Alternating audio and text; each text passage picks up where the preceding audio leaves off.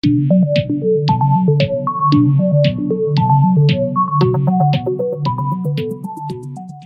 guys, and welcome to another review of VCars. This is the GRAND I10 NIOS, and this car is priced between 5.5 lakh and goes all the way up to 9.5 lakh in the Indian market.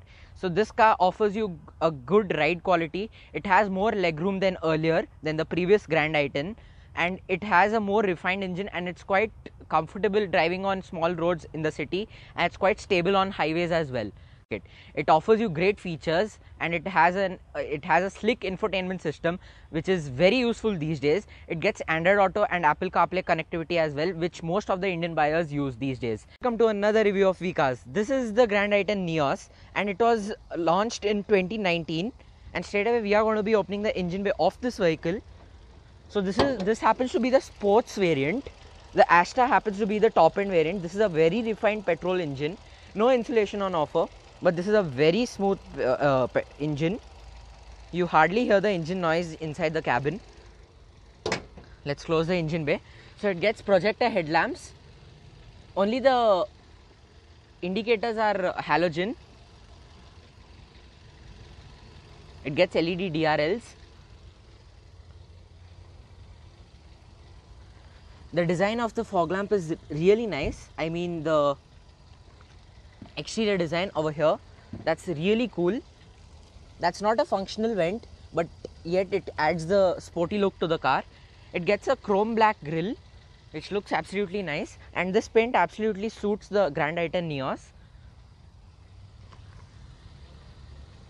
These are the alloy wheels of the vehicle. The size of the tires are 165/70/14. These are 14-inch wheels. It says Smart Auto right there, and gets LED indicators on the mirror as well. You can electrically adjust the mirror. From the side, the car looks absolutely nice. It gets these black roof rails, and it says GI10 right there, and gets some carbon treatment over there. That's not exactly carbon, but it feels carbon. This paint looks absolutely phenomenal on this car. It says NIOS right there. The eye gets a blue tinge right there. It gets reverse parking camera. That's the reverse parking camera, and it gets reverse parking sensors as well. That's the exhaust of the vehicle. Let's open the boot right away. It gets a parcel shelf as well. The boot is of decent size.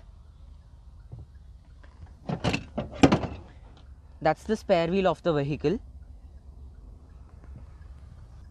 So this is a full size spare wheel, but no alloy wheels on offer, unfortunately. And no 60/40 split on offer. If you want to fold the rear seat, you need to fold the entire seat. No adjustable headrests at the rear as well.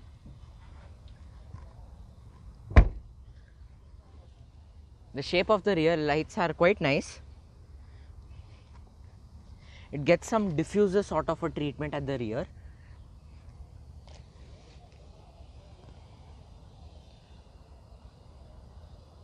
Let's do one thing. Let's get at the rear seat. These door handles are absolutely nice. The door opens wide enough. Not 90-degree like the Tata Altroz, but yeah, it opens wide enough. It gets a shark fin antenna too.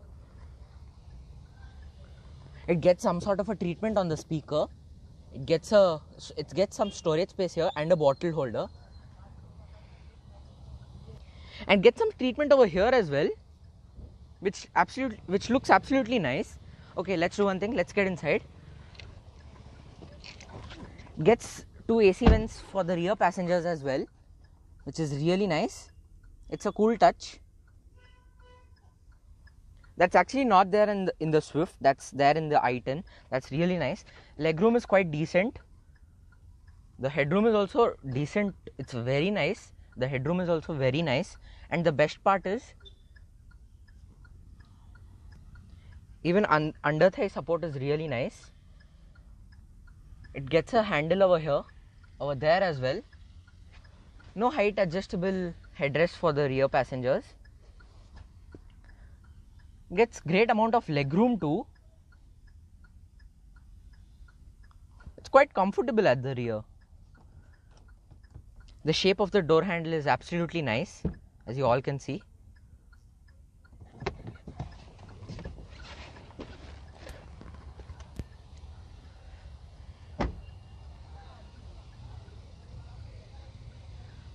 I love these door handles. So mostly these days, most of the Hyundai cars have these door handles.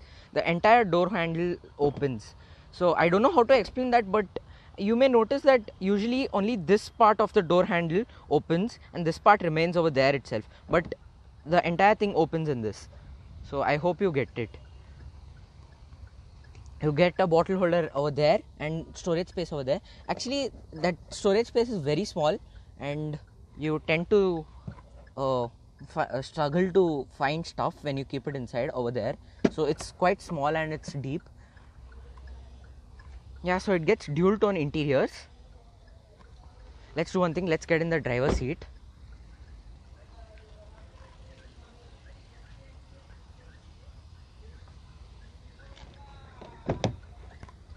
No request sensor on offer. So this is the key start variant, so you don't get a request sensor. So these are the controls for the windows and the exterior rear view mirror. You can fold the mirrors electrically and adjust them as well. This is for the central locking system. Now actually there's some sort of a dummy button here. So that's not a dummy button, it looks like a dummy button. All these look like dummy buttons because there's no print over there. I mean, there's no icon over there like this. There's nothing there. So that looks like a dummy button. You get one touch automatic window only for the driver side. Yeah, so when it's dark, it's quite hard to figure out which window, which switch are you using. It's quite hard to discover which window you want to close or open at night when there's no light over here, because they don't lit up. Okay, so you get a bottle holder here as well. You get height adjustable seats. No height adjustable headrests for the front passengers as well. Let's get inside. There are some buttons over here. This is for the this is to increase or decrease the height of the headlight. It gets a projector set up, as I said before. Two dummy buttons here. Let's close the door.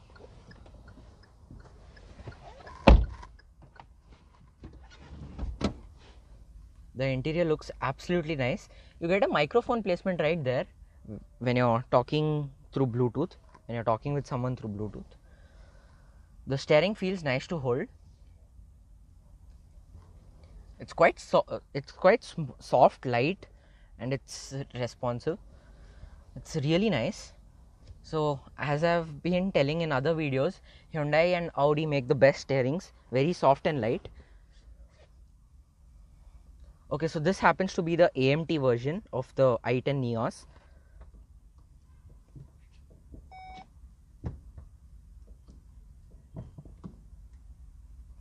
It gets a infotainment system,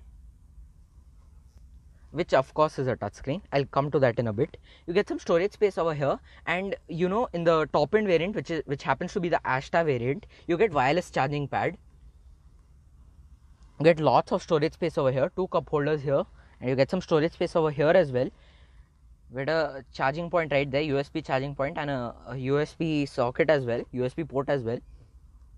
You get some sort of a treatment over here, which feels very nice. That treatment is there over there as well, in the doors, in the side, on all four doors, which is really good.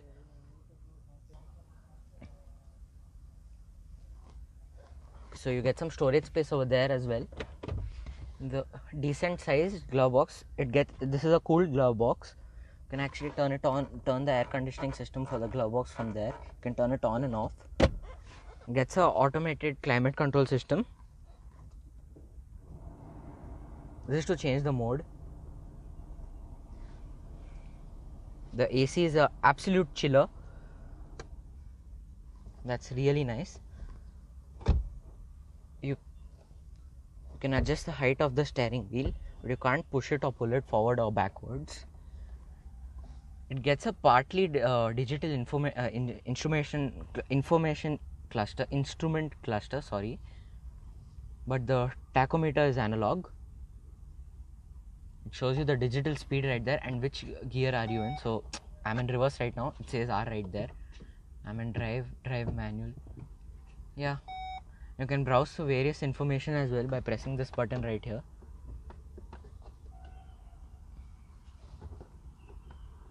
Distance to empty, trip data, etc. Mileage. Yeah, so that's really nice. You get audio controls over here on the steering wheel. These switches on the steering wheel feel premium. That's really nice. This is for the voice assistant. When your phone is connected, you can give commands. And so this lever right here is for the wipers. So you can actually get the rear wiper and washer for the top end variant, which happens to be the Ashta. So this is the sports variant, as I said before. So there's no rear wiper and washer, and misses out on some more features like push button start, etc. The wipers work really well. Lot of spray on offer. It cleans the windscreen in no time. And this lever right here is for the headlamps. It gets front fog lamps as well. Okay, so this is a highly equipped infotainment system. It's a touchscreen infotainment system. It gets Android Auto and Apple CarPlay as well. It gets a driving rear view monitor. So once you engage the drive gear, it's not available when you're in neutral. So once you engage drive or reverse, just a second. So the driving rear view monitor works only when the handbrake is down and when the drive or reverse gear is engaged. So let's check it out. So this doesn't turn off in any speed. You can keep it on all the time. That's really cool. It gets a reverse parking camera as well. It gets guidelines too, but they aren't adaptive. But the quality of the rear camera is really nice. You can rely on it completely. So you can go to settings and browse to various information such as sound. You can get into equalizer and customize sound, and there's an option speed dependent volume control. The volume is automatically adjusted to vehicle speed. So if you're high speeding, the volume is increased. If you're going on slow speeds, the volume is decreased. That's quite nice. That's actually there in other cars as well. And you hear this beep, you can turn it on and off. So if you find it's irritating, you can turn it on and off.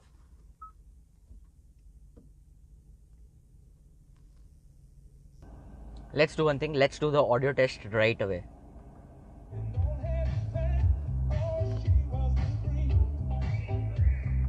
It's quite nice, but it's not that clear of other cars in the same segment. So it's not that bad, not that good. You get a ticket holder here, no mirror on offer. You get a mirror there.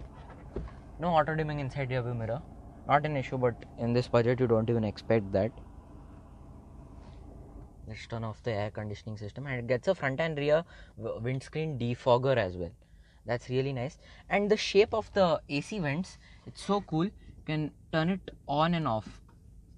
It's so nice. I mean, you can close the vent by just turning the circle. That's actually taken from the Mercedes, if I'm not wrong. So because most of the Mercedes Benz have circular AC vents. Yeah, so this car misses out on some features like the wireless charging pad. And if I'm not wrong, the top end variant gets a slightly bigger sized infotainment system, and gets rear wiper washer as well and push button start. And so if you get push button start, obviously you have keyless entry and exit. So that's very useful, keyless entry and exit. But this is key start, unfortunately. So let's do one thing. I turned off the car again and I removed the key as well. So until and unless you don't open the door, the infotainment system doesn't turn off. Let me show you. So it's on right now. I open the door and it's off right again. So that's there in BMWs as well. So once you lock the car, the infotainment system is completely off. Otherwise it's on.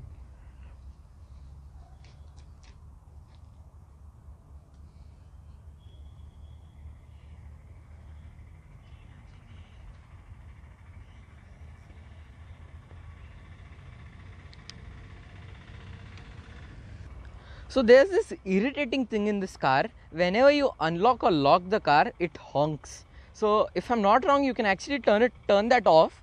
I'm not aware how to do that, but that's very irritating. Let me show you.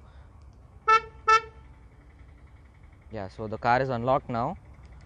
I turn it off. So that's really irritating, and it's disturbing for the people around you as well.